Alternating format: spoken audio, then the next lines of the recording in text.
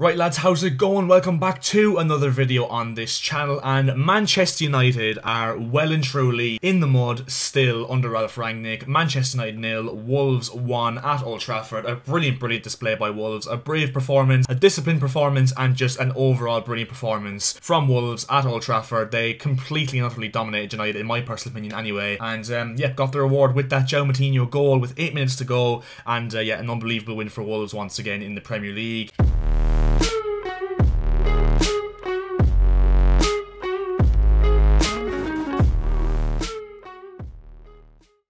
And I'm actually going to have a look at the Premier League table right now, because I'm pretty sure Wolves might actually be close enough to United, and yes they are. They are 3 points behind United. So yeah, Man United are 7th on 31 points, and Wolves are actually 8th on 28 points. So when are Wolves going to get the respect they actually deserve? Because I feel like for some reason Wolves are having a really good season, but kind of going under the radar, especially from my opinion anyway. At the start of the season, I think predicted Wolves to finish like 15th or 16th. I just didn't see how it was going to work out after Nuno leaving Wolves and Bruno Lage coming in, who was a relatively unknown manager from, you know, English fans. But, you know, he's really turned the tide at Wolves. He's done really well. They're not even playing counter-attacking football anymore. They're playing very expansive attacking football. They're being brave going forward, as they showed today. I think in terms of possession and chances created, I think they absolutely blew Man United off the park for the full 90 minutes nearly. And yeah, just a really good performance from them. And I think that most people who do videos on this game are going to obviously, you know, inevitably speak about Man United and the troubles there and the form that they're on. But I think Wolves deserve a lot of credit, because I think that this season they've really gone under the radar. They've played some very good football. Bruno Lage is doing an unbelievable job there, considering what everyone thought and expected at the start of the season. Yeah, Wolves are definitely maybe in contention for Europa League spot. Who knows if they keep up this form. But yeah, of course, we have to go on now to speak about Manchester United, because of course that does leave them in 7th place, as I said, and they are 4 points off top 4 with a game in hand, which is actually not as bad as I expected whatsoever, to be honest. So they're still in a decent position, United. They still can very much claw their way back and get into the top 4 come the end of the season. However, I think it's going to be really difficult, because Arsenal have gone from strength to strength this season, or gone from weakness to strength, I should say, this season. West Ham looking good like they did last season as well. Spurs have a few games in hand, and Conte, you know, at the wheel there is, you know,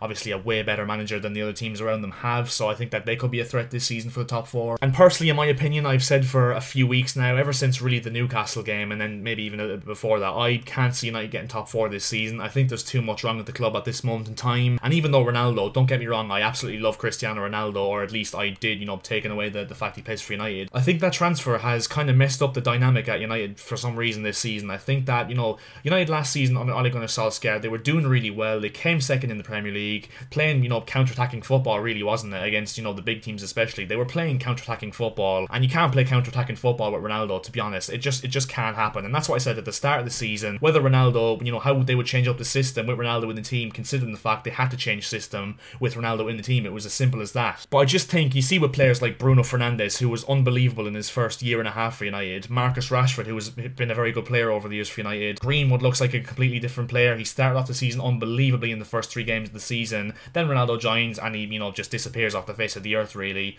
I think it's no coincidence that, you know, everything has happened since Ronaldo's come in with those, you know, few players I mentioned, and their dips in form. And you know, it's hard to blame the whole fortunes of this football club on the transfer of Ronaldo, because he has scored some unbelievably crucial goals for them and won them points. I just feel like the overall balance and cohesion and dynamic of the team, of the United team, has been massively affected by Ronaldo joining, and that's just my personal opinion. But yeah, United are in a bit of trouble. I mean, United fans for some reason thought Ralph Rangnick was going to be the answer. I mean, he is a decent coach. I think we still could see some good development of the players from him in the future while he's there till the end of the season. But United fans coming out and saying, oh, he's the father of Jurgen Klopp and Thomas Tuchel. Sometimes the masters aren't as good as the apprentices in management. It's just the way it goes sometimes. But yeah, Tuchel and Klopp clear of Rangnick, I think it's fair to say. But yeah, who's to say he can't get it right in the future with United? Obviously, at the end of the season, it looks like he's going upstairs and they'll get a new manager in, but I think it's going to be another year, probably next year as well, of rebuild at United, and it seems to be the case ever since Ferguson left. It's just rebuild. Obviously, Solskjaer, in my opinion, had to go, and now they're going to have to trust Rangnick for the rest of the season, bring in someone else, and they're going to have to rebuild once again, because you look at that Man United midfield, man, McTominay and Matic, and even Fred when he's playing,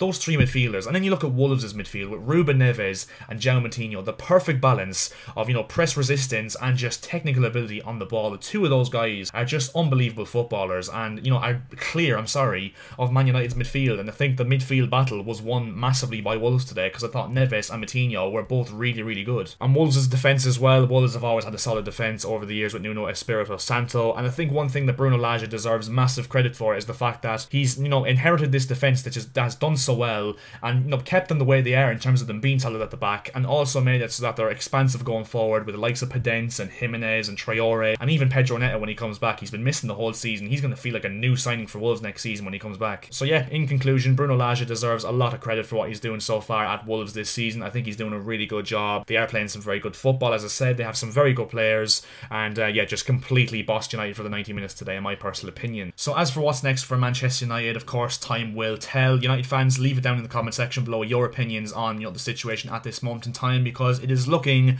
rather bleak at this moment in time, I think it's fair to say. So leave your opinions on this down in the comment section below. I am intrigued to see what you guys think of the situation overall and where you go next. And yeah, I think that will bring us to the end of this video. I think I've gone through everything I need to say. So if you did enjoy this video, make sure to drop a like. That'd be massively appreciated as per usual. Also, if you could subscribe to the channel as well, that would also be hugely appreciated. We are looking to hit 1.8k subscribers on this channel as soon as we possibly can, and I will talk to you guys later, and yeah, see ya.